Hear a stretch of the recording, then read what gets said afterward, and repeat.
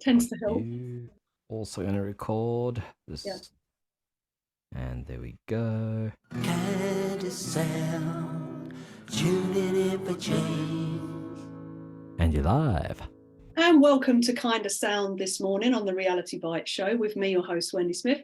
And I'm so excited about my guest today. This is a guy called Simon Ong. He's probably going to say, don't get, so excited, Wendy. But I really am, because I've followed him for so long on LinkedIn and I really want to find out about him. So Simon's an entrepreneur, basically, personal development entrepreneur, a coach and a public speaker. And he's also been on, I'm not going to say all the TV, but he's been on many news channels on TV. He's been in lots of publications, and he's also an author as well. So I just want to say, Simon, thank you so much for joining me this morning, first of all. Wendy, it is my pleasure, and I'm very much looking forward to our conversation together. Me too, especially from the pre-conversation we've just had. So what I'd love to, I always say to the listeners to this and the viewers later on, it's Reality Bites is always about life, because many kids, I do a lot of work in schools, Simon, and I find a lot of the children get very disheartened very early on because they don't think they come from the right background, or they have the right levels of intelligence or knowledge or whatever it is to succeed in life. So I like to talk about people's lives so they get a sense of, when someone becomes really successful, what are the aspects that created that within them, and that it doesn't necessarily happen to you when you're 7 years old at school. So for you, could you give us a little bit of your background? So your sort of childhood and education. Yeah, sure. So I was born in the United Kingdom. To be specific, I was born in a county called Kent, southeast of England, to two Malaysian Chinese parents. And I grew up as a minority. When I was in secondary school, for example, I was one of only a handful of Chinese students in the entire school. Of course, when I go back now, there is a lot more diversity. There's people from all walks of life at the school. But when I was attending as a young student, I was very much part of a minority. I also grew up in what was a very stereotypical Asian household. I had parents that were strict in the sense that they wanted their two children. So I'm one of two children. I have a younger brother. They wanted their children to do well academically. So they had to score well in terms of grades in the subjects they took. And I had this belief that when I graduated, in order to be seen as successful by my family and close friends, I had to eventually become a banker, a lawyer, a doctor, or an accountant. And so I graduated in the middle of 2007 from a very good university, the London School of Economics.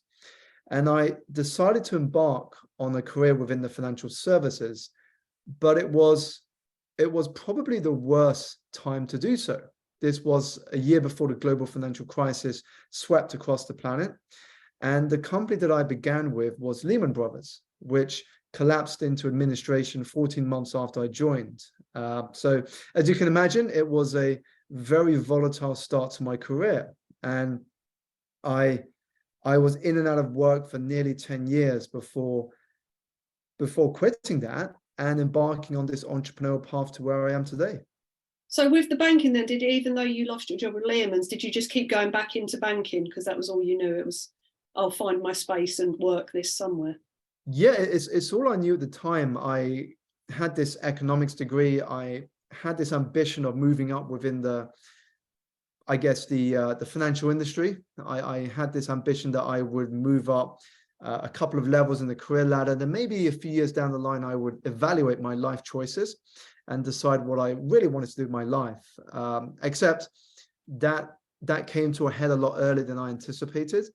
So I jumped into another company after Lehman collapsed, and I was in and out of different jobs, trying different roles. And I think it was because I was lost, Wendy. When Lehman collapsed, the stability that I had imagined that the industry would have, and this great paycheck and the guarantee of a good career in the years ahead, just got flushed down the toilet. And so I was completely lost about what I wanted to do. And so the only thing I knew was to go into another job within the financial industry. But the experience got me thinking to myself that as long as I worked for someone, a lot of my destiny would be out of my control. But if I could work for myself, then even though it would be difficult, there would be a lot more things under my control. So even though I was still moving in between different jobs, the experience of the financial crisis kickstarted the ideas, the genesis of the idea of working for myself. And so on the side of my future jobs, I would be reading personal development books. I would be going out to seminars and workshops. I would be immersing myself in very different environments just to create some sort of spark of an idea of what I wanted to do long term. See, I find that very interesting because through school, we're told, find the job, get the job, do the work, you know, work until you're nearly dead, retire, spend a few years and then die, basically. I know that's a bit of a pessimistic way of looking at it, but, you know, that's pretty much the pattern. And it's one of those things I always found, my story's not similar to you, but 12 years ago, I just decided enough was enough of working for other people. And I literally just quit, Simon. I just thought, I'm done with this. I can't do it. I didn't know what I was going to do. And it was through that not having anything to do that I walked into the entrepreneurial sort of environment. But I find this, we don't teach this to our children through the education system. And I think it's a vital, fundamental factor that's missing within most people when they're growing up, is that critical thinking, that creativity, that what do I love doing? Am I just doing something for money, or am I following something I love? Can I just ask you on that tip, did you enjoy working in the financial system, or was it like a grindstone? Absolutely not. I mean, I was seduced by the money. I grew up with this belief that if I earn a lot of money, I would be successful. Of course, older and wiser now, I realize that is not the truth. Money is only a means goal, or fuel, if you will, to get somewhere, but it's not the end.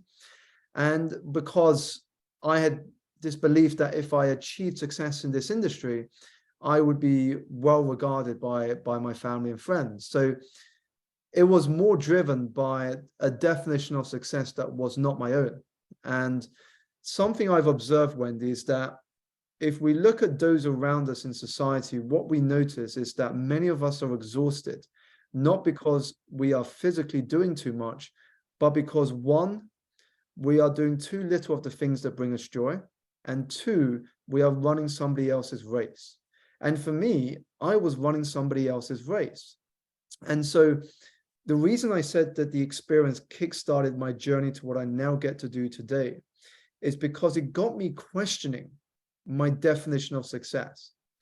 And I think a lot of us have to pause and to ask ourselves, what does success mean to me? And what sort of impact do I want to have in the world? And once we get those answers down on paper, one of our greatest challenges will be to build a life around those answers. Massively.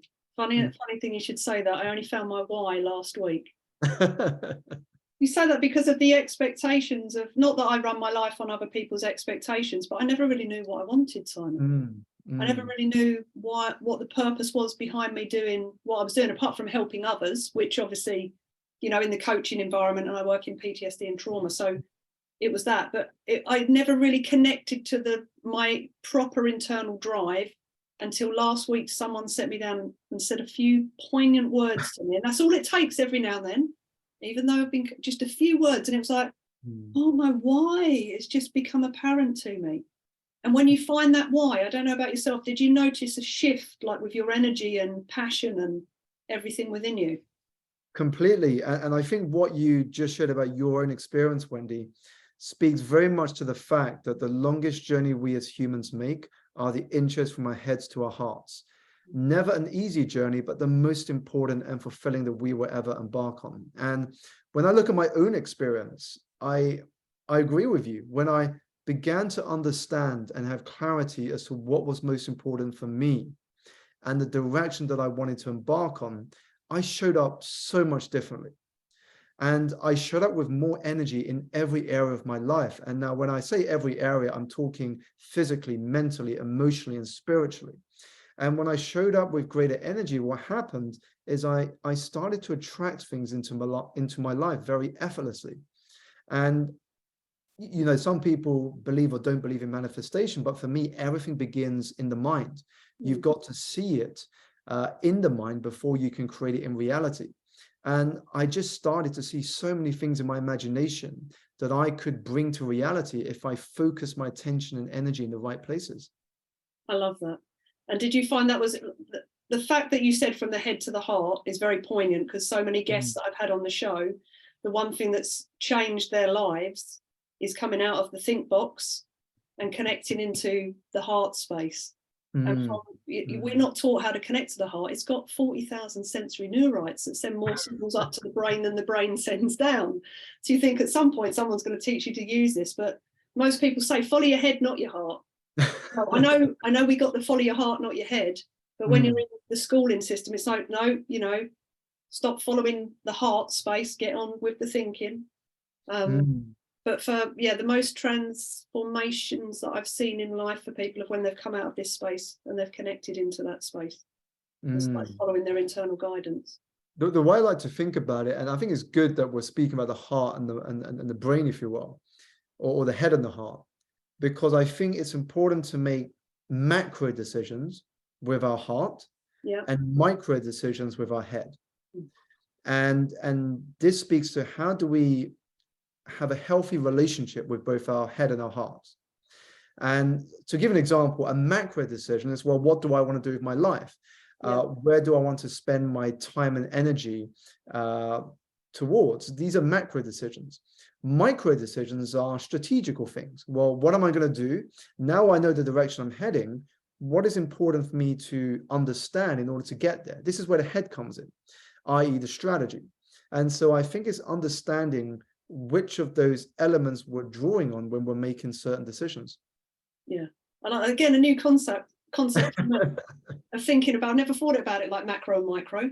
Never thought about it like that. That actually, you know, because I always say this can get in the way so much based on our previous belief systems that we're running. We can limit ourselves through thinking quite easily, but we can also unlimit ourselves. Yeah. I've just never thought of it as in, make the big decisions with the heart, what it feels like, and then how do we get there with the head. I like that way of thinking. I really do. So your first song today, these are all ones that I've never heard before, by the way. So Divineer by Ludovico Einaudi. Yeah, so the composer is an Italian man, Ludovico Einaudi. And the reason I chose this song Divineer is because I remember watching him live in concert at the Royal Albert Hall in London. And the music just was beautiful in terms of its ability to be like a soundtrack for the journey that I was on in life. And I listened to this at the time that I was making the transition from being an employee to being an entrepreneur. And the music for me spoke to a world of possibility. Doors opening up that were closed before. And you'll maybe feel something as well when you hear the track, but for me, it was just a beautiful way to summarize the journey I was on through the medium of music. Vibration and frequency, that's what it's all about. Django, if you wouldn't mind, some Divineer for us this morning, please. Cool, you are off air. Lovely job. So Django will just play that sort of out so we get the right amount, and then we shall come back in again. Perfect. I like this. I like the fact that you work on what I call the 4 planes of existence as well. So the physical, mental, emotional, and spiritual. That's one thing. Again, educationally wise, I really want the education system just to change so children get to develop on all levels and not have to wait until they get into their older years to suddenly discover this stuff.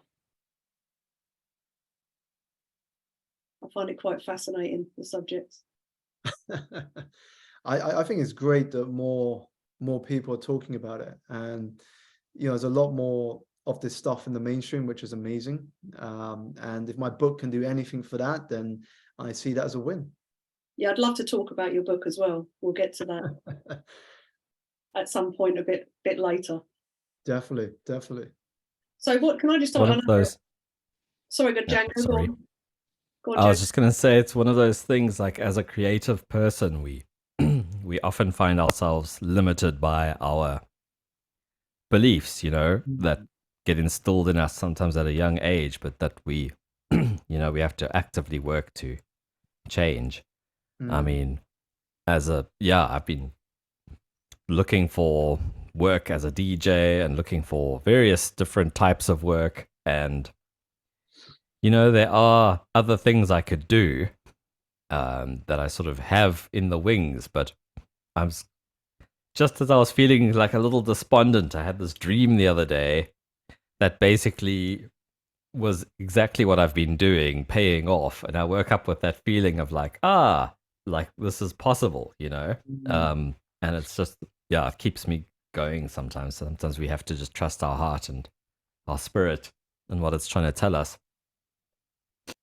It's like an onboard, I see it all as an onboard guidance system. And the more you tune into it and listen, it's the listening, isn't it? Stop the chatter and tune in and listen.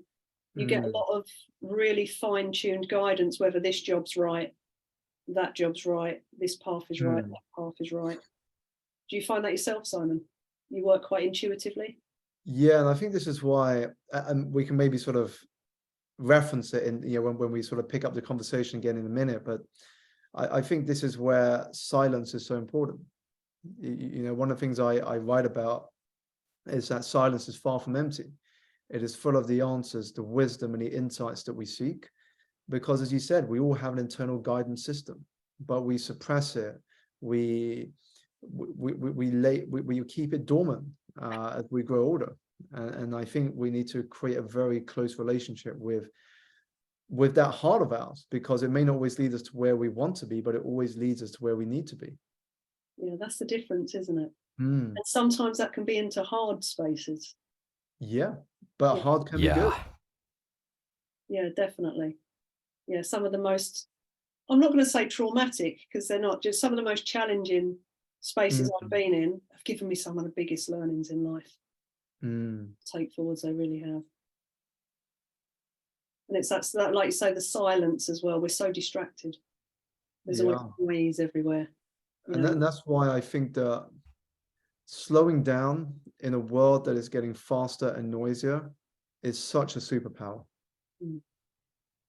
15 seconds. Thank you, Django, especially with all the tech now as well, because it's so easy just to, I mean, I make sure this thing is off, down, away, plenty of time away from it. But I see so many people now literally with one just glued to their face. Your brain needs Kindasound Radio, the station for a global community.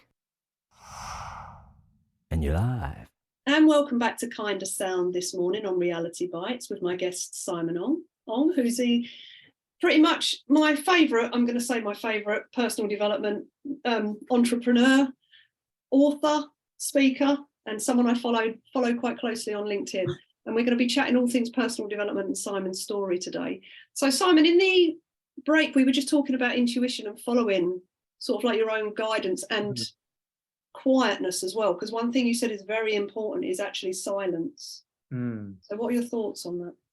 For me, silence is far from empty. It is full of the answers, wisdom, and insights that we seek. And that's why it is so important for us to slow down in order to speed up. You look back in history, and I know these may be anecdotes, but I believe there is a lot of truth to them. Isaac Newton, sitting under a tree, apple falls on his head, gravity. Archimedes, lying in the bathtub, eureka, displacement theory is discovered.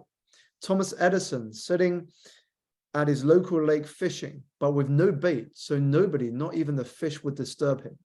And he would often credit that with having his most creative breakthroughs. Now, what we can take from that is that we need to have periods where we can pause and step back from the business of the world, because it is in those spaces where the brain can connect the dots, can make sense of the world, can make sense of our experiences, and we can reflect on what we're going through. There's no point going about your day collecting all of these dots if you don't give yourself the room to connect them. Because when you make those connections, that's how you show up in a very unique way that is you. Because the way you connect them will be very different to the way someone else does. And I suppose it's like a process of integration, isn't it, as well? You could be missing so much information. If you've had lots of experiences that you might think are benign conversations throughout the day, or things you've seen when you're driving, if you don't give yourself that time to reflect and integrate, the brain I just think it gets so busy and it sort of goes into overload, it can't do anything for you. Definitely. And that's why it's, I'm big on energy. I mean, I wrote a book called Energize. And for me, it's all about understanding our energetic rhythms. And we all have energetic rhythms. And once we do, we can work with our body and not against it. And I think that's how we enter this state of flow. We enter this state of flow when we are doing things that are aligned to who we are, and we're doing it in such a way that we're harnessing the natural energy that we have. Do you find that certain times of the day your energy is, do you know now when your energy is more productive and when you need to stop? You that tuned in now? Definitely. And I think a lot of this comes with awareness. You know, you can't have self-development without self-awareness, because you simply can't change what you're not aware of. And so as I started journaling and reflecting a lot over the years, I started to understand what periods of the day do I work best at, what periods of the day don't I work well in, and even what periods of the year. And to give an example, when we launched my book in April 2022, I knew that for the 3 to 4 months before publication, there would be a lot of work on the PR side. So knowing that, I deliberately kept a lot of my calendar free in order to manage my energy in a way that when those opportunities arrived in my inbox, that I could respond to them in a very timely manner. I love that. This energy management, especially because it's one thing, people with their busy lives, and everybody is always busy. I always look at it like, you know, your phone won't run for 48 hours without a charge. At some point if you keep giving the battery little quick charges, at some point the battery will die and it won't work efficiently enough, because it needs to not drain down totally, but it needs to drain down to then be left to have a full recharge. And it's knowing at what points to do that. Have you always journaled, or was that something that started when you sort of became more thinking about your future rather than working in finance? Yeah, I think I dabbled in journaling from time to time. So I would kind of do it on and off. And the time that I started to get consistent was when I was a full-time entrepreneur. When I quit the world of finance and I was 100% focused on building my business, I think that's when I really started journaling on a consistent basis, because I often heard a lot from podcast guests and success stories that journaling was very important for them in the early stages of their entrepreneurial career. And so for me, it's a great way to download all of my worries, all of my thoughts, all of my concerns onto paper, and just organize them in a way that I had clarity as to how to move forward the best. Okay, can we dive into the journaling a little bit? Because there's so many different ways of doing it, isn't it? So you said, because I don't tend to dump down all of my worries and concerns, to be honest, when I'm journaling. I tend to just be looking at the future. What benefit have you found from doing that? And sort of, could you go a little bit more in depth of what you actually journal, how you journal throughout? Do you do it throughout the day, morning, evening? Yeah, so the first thing to note for anybody who hasn't journaled or who is sort of just starting to journal is there is no such thing as a right way or a wrong way to journal. And so when I journal, I use lots of different methods. So if I'm going for a particularly tough week, then I will just use it as a way to download everything that's on my mind. Because I find that if I keep it up here, then it can be very heavy. Yeah. And I can get caught up thinking about my thinking. But if I download it onto paper, I can lay down my thoughts, reflect on what I'm thinking up here, see what is affecting me negatively, what is going to help me positively, and just kind of make a better sense as to how to be more productive with my thinking. If I'm having a particularly good week, then my journaling might be more based on prompts. So it could be questions such as, well, what went well? What were the lessons I learned in the last week? What am I going to take forward that went well from this project? So another form of journaling could be using question prompts. Another form of journaling could be gratitude. So again, if you are going through a tough period, this exercise would be of particular benefit, because when you do a gratitude exercise, i.e. writing things down that you are grateful for or people that you are grateful for, that has an impact on your level of happiness. And if you want to take it to another step, often if I'm feeling particularly down, I'll write down the name of somebody who's really had a positive impact on me. I'll write down why, and then I'll drop them a voice note. So I think we can get creative with the way we journal. And it's just about being open to different ways of journaling. What works for one person may not work for you. And of course, a lot of this will depend on your time. So you want to start with something that is very easy for you. And for a lot of people I've worked with, it could be just accessing a list of questions that you can reflect on once a week. Once you become comfortable with that, then you can move to a more regular frequency. And then maybe you can then move to a stage where you're always downloading what is on your mind onto paper. I can't remember the name of the author, but she came up with a method called morning pages. Okay. And I think the book title was called The Artist's Way. And with morning pages, it's similar to what I've been doing, which is you just download everything on your mind onto paper, unedited, and then you reflect and review what you wrote down. And sometimes you could have pages of things that you've just written down. Sometimes you might just have half a page. But the thing is, you get to know yourself by going through this process. And by getting to know yourself, that is how we access the wisdom inside of us all. Yeah. And also you can look back on it, can't you? 12 months, 3 years, 5 years. It's a really great reflective tool to look back on and see where you were. Because I think, go on. Yeah, no, I was going to say it's powerful. And a good friend of mine, she did a TEDx talk about this. Her name is Diana Chow, and writing for her saved her life. And the statement she shared, which I thought was wow, that's a mic drop statement, was writing is humanity distilled into ink. And I thought the way she put it was so profound, because by putting our thoughts onto paper, it allows us to understand our own humanity. Yeah, that's interesting. I like that. There's my journal. I have it, my journal, just to share as well. I have it as a diary, so a big page diary with all the days in it. So I actually journal in a diary, so I can sort of look back and go, oh, January last year, what was I doing? But I tend to score my day when I get up. So I do breathing and stuff before I get out of bed. I don't move out of bed until I've created the right state in my head, rather than getting up with a right old state going on. So I do a couple of things before I get up, but then the first thing I do is I sit down and I'll write in my diary, sleep, how did you sleep? Were you dreaming of anything you could remember?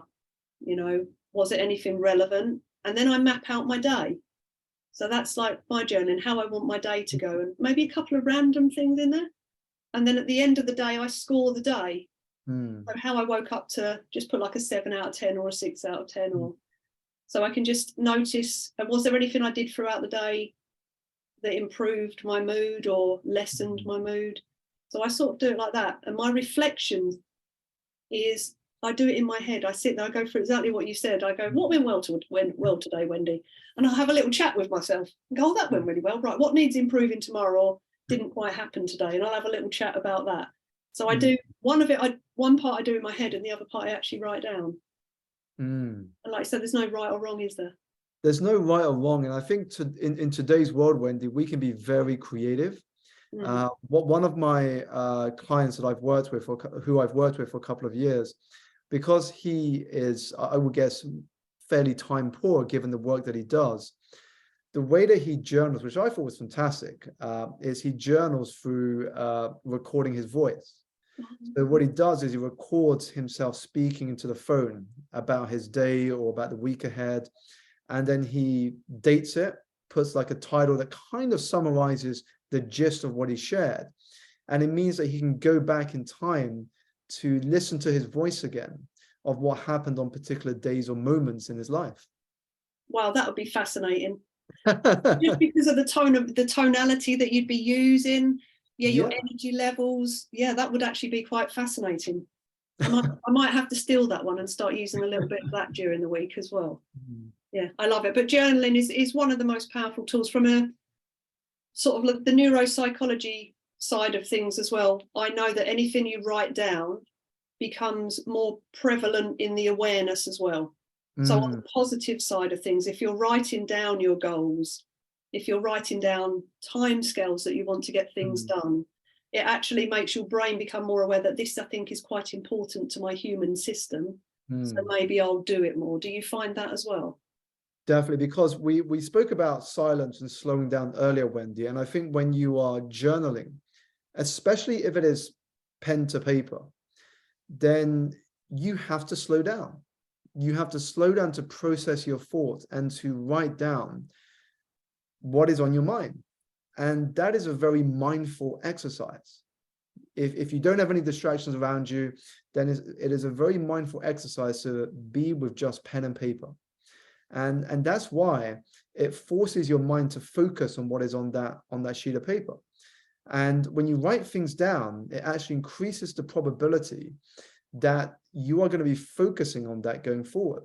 And that's why a lot of authors or speakers would say, write your goals down, write your goals down, write your plan down, and carry it with you wherever you go so that you have something that you can reference. Because when you write things down, you program those things deep into your subconscious. It is like, I don't know if you've heard of the Bruce Lee story, but Bruce Lee did exactly the same thing. He was going through a tough period in his life. Right. And he sat down, he wrote, he titled this piece of paper, My Chief Definite Aim, inspired by reading the book Think and Grow Rich by Napoleon Hill. Yeah. And then he wrote down the words, I, Bruce Lee, will be the highest paid Oriental superstar in the United States. In exchange, I will deliver the best in my capacity as an actor. I will become world famous and I will earn this much money and I will spend time with my family and friends. He wrote that down in as clear as he could. He folded that piece of paper up and kept it in his wallet so he could read it every single day. And what he was doing is by writing that down so he can visually see and read it, he was programming that blueprint into his mind. That's reminded me of something. And it is fascinating because I've heard that as well with Jim Carrey. Yeah. He did the same thing with his check, didn't he? Mm-hmm. But just here, just to my right, I have a little envelope with a heart on it. I don't know if you can see that. But in there, it has goals written down on there that I read. But due to my why changing, because last week I suddenly, I've just hit 50 years old, Simon. That's when I've discovered my why. So for anybody out there listening, you can discover your why at any time in life. You haven't got to have it at 16. That means my lists get to be rewritten now, which I'm quite looking forward to doing. And sort of keeping that with me as well. So song number 2 this morning, Heartbeats by Jose is it Gonzalez or Gonzalez? Yeah, Jose Gonzalez. So I first came across this tune from a Sony advert that was on television, but it also became a song that my wife at the time, my girlfriend, and I really enjoyed, and so it became a favorite of ours. Perfect. So Django, if you wouldn't mind, Heartbeats, please. Cool, you're off air. Yeah, my journal. I don't know about you, Simon, but have you got like a whole stack of journals? Yeah, my entire bottom 2 shelves are full of black notebooks. Same here. I've just had to rebuy like my next set for this year, and I've gone slightly bigger now. They were sort of like the smaller A5 ones. Now we're on to nearly A4 size journals. But I tell you what, like when people ask me, like, do I go back and read those journals that I wrote? I say yes, because when I got the book deal, I used that for stories. I could go back and extract stories from different periods of my life to include in the book. And so it comes in handy because if I had to remember all of that, it wouldn't have been as rich as if I had recorded it at the time. Yeah, massively, because our brain likes to change things as well. They always say your memories, you're only remembering them now in the moment, and lots of stuff has changed that can influence that as well. So we tend not to pull up the same ones. I like to do something similar. Just every now and then I'll pull out one of the really old ones. Just flick a few pages and go, right, what was happening then? You're like, wow, really? Was I really thinking that at that point? But it is nice. It's such a good reflective tool, isn't it? We forget that so much, and people, I think they lose hope in what they're doing sometimes. Yeah. Simply because they're not reflecting on actually where they've been and what they've achieved. And I think for me, and again, we may touch on this in the next segment, but by doing that, it also taught me what I had to do more of and less of. And, in order to make that jump to entrepreneurship, in order to have achieved the things I have since then, it taught me to think bolder, think bigger, act braver. And, when you do those things, suddenly you open doors that lead down very exciting paths. Is that something that is a skill you had to learn? Because I know it's one I'm still learning, just to actually, if I want to make the phone call, don't sit there thinking about it, just pick the phone up. Yeah, it's one of the greatest skills that those who become really successful have mastered. It's this ability to collapse the gap between idea and execution. Right. Because having ideas is easy. We can always have ideas. You read a book, you get an idea. But if you don't execute on the idea, then the value of the idea is lost. You don't know if the value of the idea is good or bad. You only know when you've applied it. And so I think 15 seconds.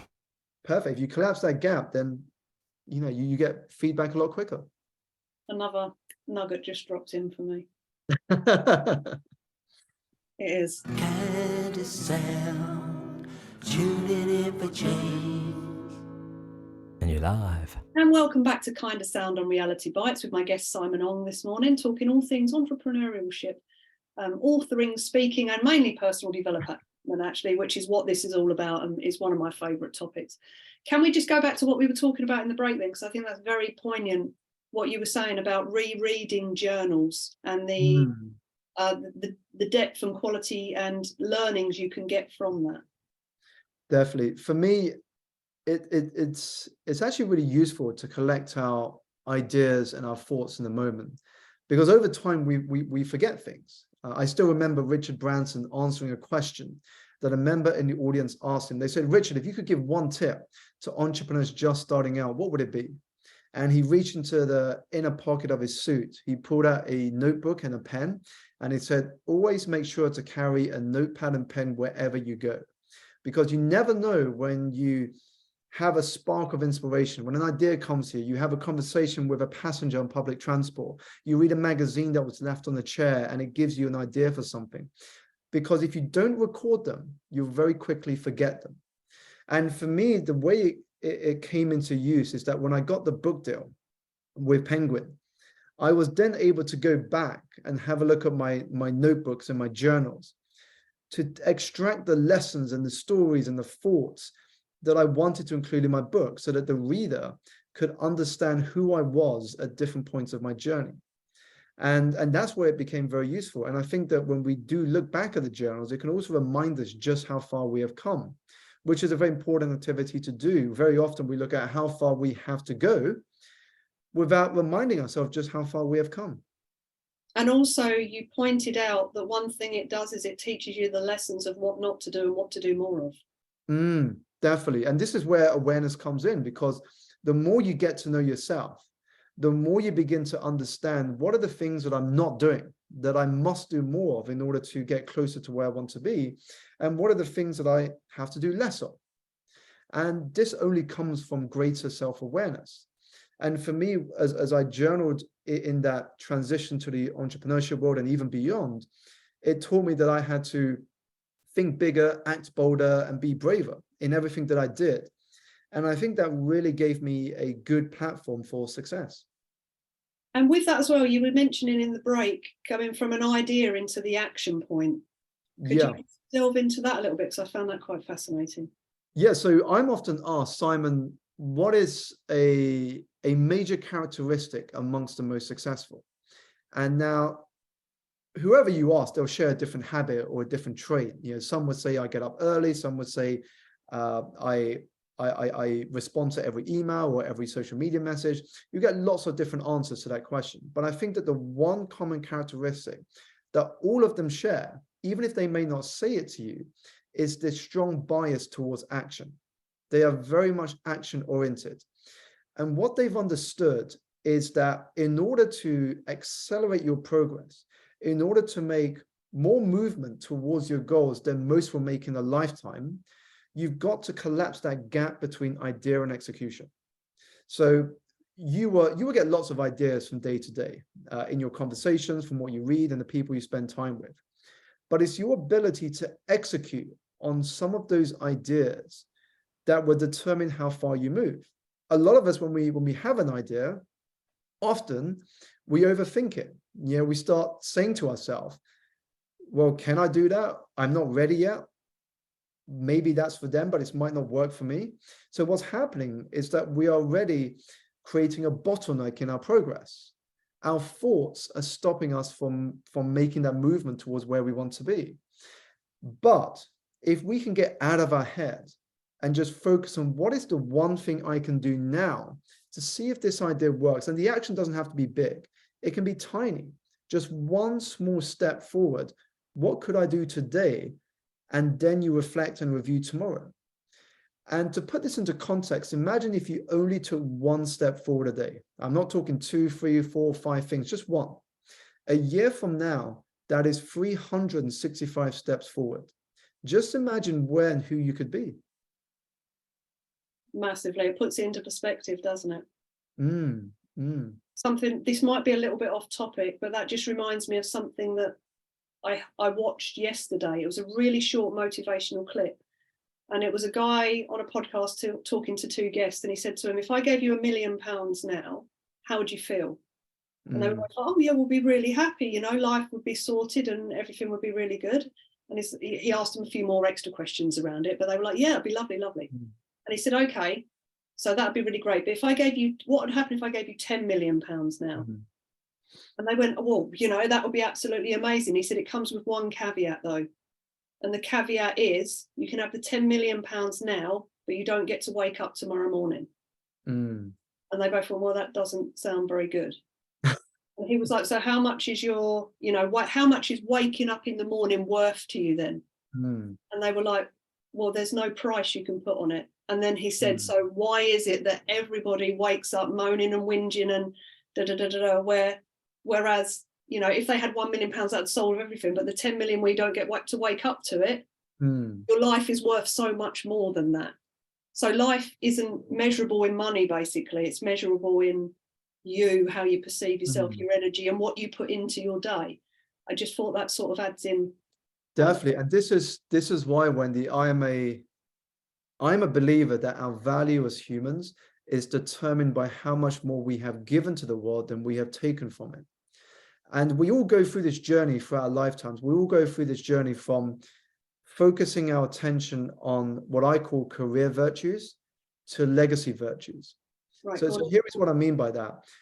By career virtues, I mean things such as the company you work for, how much money you earn, your status, your position. These things are what we call career virtues because they are the things that we put on our CV or we show off to other people. But as we get older and wiser, we realize that legacy virtues are far more important. Because when you get to your deathbed, people are not going to talk about your career virtues in your eulogy. They're not going to say, Simon worked the longest hours and was the fastest to get up the career ladder to become managing director and earned the most within his peer group. They're not going to talk about those things. They're going to talk about legacy virtues, which are things such as, what story did you create? What impact did you have on the lives of other people? Whose stories are you now in as a character because of the way that you showed up and helped them? These are the things that people will talk about on your deathbed. And that's qualities that money cannot buy. And the reason I believe that statement, that our value is determined by how much more we have given to the world than we have taken from it, is that, as my mentor Bob Berg once told me, money is simply an echo of value. If you are somebody who brings value into people's lives personally and professionally, money will eventually find its way into your hands. I'm going to say that's actually true as well. That really, really is. I look at it from the energy perspective. So the energy, at worst, it's exactly the same thing that you're saying. The energy you give out will come back to you. If you have no expectation on return. You're doing it in the general space of, not, I'm doing this because I want money back, because that's the wrong energy connected to it, but just from that general, what can I give? Yeah. And what better feeling do you get? What's your opinion on this, I suppose, with people externalize their happiness?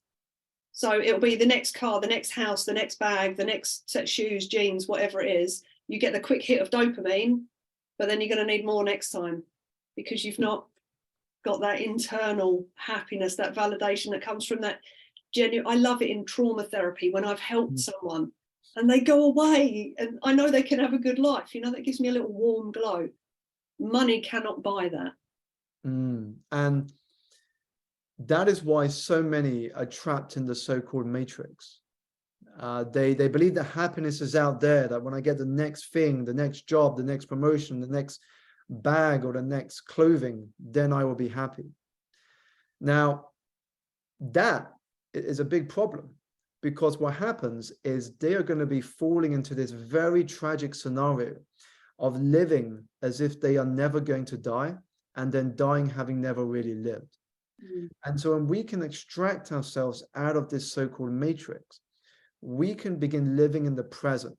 Because once we begin living in the present, we understand that happiness is determined by ourselves, because happiness begins with gratitude. You know, we touched on gratitude a little bit earlier. Gratitude is the gateway drug to abundance. If all of us realize just how short life is, we would make very different choices and decisions. Aristotle once wrote that we have two lives, and the second begins the moment we appreciate we only have one. I like that. There's two sayings you just said there, actually. Gratitude is the gateway drug to abundance. To abundance, yeah. I like that. That one's going to bumble around my head, and I'm going to contemplate that one. And gratitude always on the space of heart coherence as well. I suppose I'm taking it, you would know in your environment about heart coherence and the benefits of, like with our biochemical factory. The more we feel gratitude throughout the day, we actually support our body with chemicals that feed us. They feed our electromagnetic field, which then feeds everybody around us. So being able to stay in those spaces of gratitude on a regular basis, it's actually like food for not just you, but everybody around you. Indeed. And this is where, you know, to keep things understandable for the audience, this is where you start to attract things into your life. Because once you begin to vibrate at that higher level, and when we think about levels of energy, love is the highest vibration. When you begin to operate at that high vibration, what happens is people can feel it. You know, just imagine this scenario for a moment. You walk into a networking meeting, and there are two people approaching you. One person isn't particularly sure of him or herself, a bit low on energy, if you will. The second is high vibrational energy and understands why he or she is in that room and what they want to do. They're confident and they're clear about their purpose. Now, who are you attracted to in terms of starting a conversation with? Very likely it is the second person, because there's something about that person that you want to connect with. Now, this is why the statement, energy introduces you before you even speak, is so true. What's happening here is that the vibration they're sending out is arousing your curiosity to want to know more, whereas the energy being emitted by the other person is repelling you. You're thinking, I don't want to go and introduce myself to this person, but I know I want to introduce myself to this one. You're making a decision based on the energetic interaction you're having with their field. Massively. This is the one thing within the personal development world that I found the most fascinating with one of my mentors, when she said to me, how she put it to me is, she said, have you ever walked into a room and everyone's chatting, and then that one person walks in who's a mood hoover? And I said, what do you mean? She said, they literally flick the hoover on and try and suck all of the life out of the room. And then she said, you get another one who walks in and they're a spreader of ease. She said, everybody, just as they walk in, they light up the room and everybody's energy changes. And she said to me, have you ever thought why? They've not said a word. And that was how she introduced me to the concepts of energy. And it was like, wow, yeah, I'd never thought about that. But it is like you say, your energy introduces you first. So what are you bringing to the table? Do you do anything particular on a daily basis to increase your energy? As in like your electromagnetic field, so to speak? I mean, I do a lot of the obvious stuff. So moving my body in a physical sense, meditation, to tap into the spiritual part of my being. Music is a very powerful influence on energy. And then just some of the exercises we've touched on throughout this conversation, whether it's journaling, whether it's gratitude. I think these things help to ground me with a good baseline of positive energy that I can then build upon throughout the day. Beautiful. And that will take us into the next song. I don't even know how to say this one, so I'm just chatting. Well, I think for the listeners' sake, we'll skip the title. I would just give you the context because hopefully you enjoy it as much as I do. Yeah. When I first started the process of meditation, of being mindful, this was one of those songs that whenever I heard it on Spotify, it would straight away induce me into a meditative state and get me reflecting about how connected we all are as human beings on this planet. Beautiful. Django, if you wouldn't mind, Chatter Chaka Vati, please. That can't be that bad. It must be relatively good. I look forward to watching these back, Simon, because then I get to hear the music as well.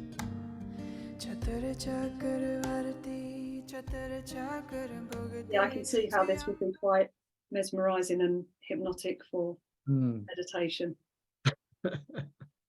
I love meditation. It's powerful. It's like, I don't know if you've ever done a silent retreat before, Wendy, but meditation is like a short version of a silent retreat when you just go into silence and stillness. And if you've ever come out of a silent retreat, a lot of people talk about this experience of being, if you watch the film The Matrix, there's a scene in The Matrix where Keanu Reeves' character is walking along a street, and as he looks to his left and right, it's almost like time slows. And I think it's the same experience you get when you come out of a silent retreat and you walk into traffic or into a busy city street again, and you look around you, but because you're so mindful, it's almost as if everything is moving in slow motion and your awareness is noticing everything around you. And that's what I love about meditation, is that when we meditate, we suddenly connect ourselves into everything around us within our field. And that's very powerful because it just centers us in a very beautiful place to understand that we are not our thoughts. We are merely the observer of them. And that at any given point, we can choose a new thought. Yeah, I love that. I like, one of my favorite ways of meditating is quiet. I did one of the Joe Dispenza week-long retreats. So we ended up with about 35 hours worth of meditation at all different times of the day and 4 o'clock in the morning. And it was absolutely fabulous. And that had a similar effect. Walking out of there, you were just sort of in this beautiful space. It lasted for months. And I've still kept up. I don't quite do as many hours as we were doing there, obviously, because I have work to do and I can't just float around the ether all day, even though I do keep a bit of me over there and 2 feet. But I still love the... I'm just going to check, Wendy. The next segment is the final one, isn't it? Just checking for time. Perfect. It is, yeah. Yeah, so it's, I love to sit and go into the nothingness. So just chill, quiet, let the thoughts all go, and then just connect into the nothing. And then from the nothing, see what happens. Spend time in the nothing. Get there first. And then maybe if I've got something, I'll put it out there. Question that I need some help with, or I just wander around in the nothing and just see what comes back to me from that space. It's quite blissful. It really is a very blissful place to sit. It reminds me of the saying that sometimes we have to let go of ourselves in order to find ourselves. Yeah. Definitely let go of the old paradigms and constructs that we've created throughout our whole existence of believing the big fat lie in the middle of belief, believing everything to us. At some point, you've got to actually have a look at them and go, is this one beneficial? No, I'm going to throw it away. I always look at it like apps on a phone, Simon. When I'm explaining to children, I say to them, if you imagine you're an iPhone and throughout life, people put apps on your phone for you. And if you get to the point where you open your phone, you keep running these apps without thinking about it. If you had apps on your phone that you didn't like, what would you do with them? And they all go, well, I'd delete 30 seconds. I go, exactly, kids. They're just apps on an iPhone. You've just got to become aware of them. Like you say, everything comes from awareness first, doesn't it? Definitely. I mean, it's really about understanding that we are the one holding the paintbrush of our canvas of life, but too often we give up control of that paintbrush to someone else. Where you just need to take it back and start painting again. Indeed. Kindasound Radio, the station for a global community. And you're live. And welcome back to Kindasound for the final part of Reality Bites this morning with my lovely guest Simon Ong, talking all things personal development. And Simon, I'd like to just sort of finish off this morning about sort of your book, really, and then your plans for the future. So how did you come to write the book to begin with? It's interesting, Wendy, because I didn't actually plan to write a book in the same way I didn't plan to be a speaker. When I exited the world of employment, I got into the coaching industry, and I said to myself, all I wanted to do was to build a thriving and successful coaching practice. But if there's anything I've learned from my journey, is that once you start to pursue something that brings you joy, that brings you happiness, suddenly it opens up paths that you were blind to before. So before long, I was invited to speak on different stages. And then that eventually became big global brands such as Salesforce, Microsoft, and Google. And then I got invited to speak on media outlets such as Sky News and the BBC. And then before long, because I had those experiences, I had that exposure, I got into conversation with Penguin, which for me was an absolute dream, to be speaking to the world's biggest publishing house. And it was April 2020, the same month the UK went into its first lockdown, and the same month that I became a father for the first time, that they then sent me an email offering me a contract to write this book. And I got to say, Wendy, it was one of the greatest challenges that I ever faced in terms of putting that book together, because of juggling all of these different responsibilities. But I also felt it was the right time. I was asking myself, what is the next step? I had done coaching, I did speaking, I was doing media appearances. And for me, even though I didn't know it at the time, writing a book became the next natural step in my evolution. So did you have a remit for what was going to be written, or did they literally leave it in your hands? Did they give you any guidance on what they wanted? How did that work? Sorry. Yeah, so the very first meeting we had, they said to me, Simon, what ideas do you have if you were to write a book? And I came up with 3 ideas, 3 titles, if you will. And the top title that I put forward was Energy is Everything. And of course, that through the editing process got condensed into the title you now know called Energize. And I think that spoke to them a lot, because they said to me in the feedback that they don't know many books, mainstream books, that were touching on the things that I wanted to talk about. And we decided to go with that option. And then I got stuck into it in August 2020. I started writing. And then by the end of 2021, I had together a final piece of the manuscript. And while everybody was celebrating Christmas in that December at the end of 2021, my Christmas, Wendy, came in January 2022, because in one of those weeks in January, I had emails from the likes of Simon Sinek, Marie Forleo, Marshall Goldsmith, New York Times bestselling authors saying they wanted to endorse the book. And my mind was blown. And when I talk about gratitude, for me, number 1, getting a book deal with Penguin. Number 2, getting endorsements from these individuals. I was already so blessed that whatever happened after launch, I was already grateful. Everything else was a bonus. And for me, therefore, there was a freedom with how I went about launching the book. So with that, I mean, Simon Sinek's one of my favorites as well for mindset. Mm. Yeah, I do love his books. I really do. So with the book, how do people get hold of the book, Simon? Sure. So you can purchase it on Amazon. So if you have access to an Amazon in your country or region, then you can purchase it there. Otherwise, you can hop onto getenergizedbook.com. That is energized with a Z. And you can see all the retailers that you can purchase it from. Perfect. So people can jump on with that. And then just for the last few minutes, what are your plans for the future? Because you obviously set goals. I'm talking definitely. I mean, for me, there's a reason why I say I feel like I'm just getting started, because every year I look at learning new skills. I look on taking on new challenges and doing things I have never done before in order to push me out of my comfort zone. So this year, one of the projects I'm looking at is first speaking more internationally. So later this year, I'm going to be flying to San Diego to speak for a week at a conference. And then I'm going to fly to Romania to speak at an event for over 3,500 people. And then later in the year, I'll be going to Los Angeles, India, Dubai, just to spread more of my message. So that's the first part of the project that I have in mind. Yeah. Second is I want to take a lot of my work, so my speaking work and the book that I've written, and translate that into the medium of film. So I'm looking at streaming platforms or the big screen. And so I'm looking to get a few meetings in the diary with some of these streaming platforms to see what I can do, but really just to understand the mechanics of how all of this works, so I know how to pitch my ideas. That sounds absolutely amazing, sir. It really, really does. I look forward to seeing the rest of your journey unfold, wherever it goes. I just want to say, Simon, thank you so much for joining me this morning. It really, really has been appreciated. My pleasure. And Wendy, if there's something I can leave the listeners with connected to action, it is this. How much longer will you avoid doing what you are capable of doing in order to continue with what you are comfortable doing?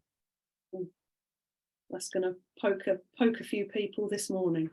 I do love to end on something like that, especially me. Lots of light bulbs have gone off for me today as well. So this is really has been a fascinating, enjoyable conversation for me. We're going to play out with Battle Without Honor. Any reason in particular you chose this one? Yeah, so Battle Without Honor is a track put together by the Japanese guitarist Tomoyasu Hotei. And the track was made famous when it was used in the film Kill Bill by Quentin Tarantino. And every time I listen to this track, it just energizes me. So I think it is a fantastic track to end this conversation on. Beautiful. Thank you so much, Simon. Right. Thank you to all the listeners. Cheers for tuning in as usual. Django, thank you for producing. And we really hope you enjoy A Battle Without Honor. Thank you, Django. Cool, you're fair.